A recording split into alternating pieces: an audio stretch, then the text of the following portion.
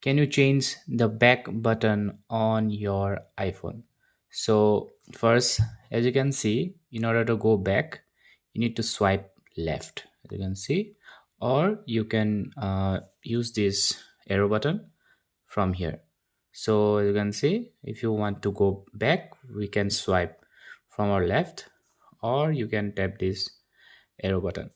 Unfortunately, you cannot change your iPhone back button. It's only a feature on Android, which you will get on this part of the screen. There will be a back button.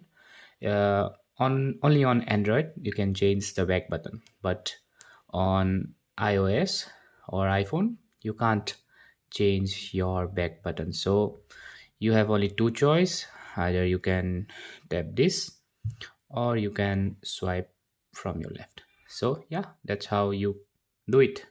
Thanks for watching.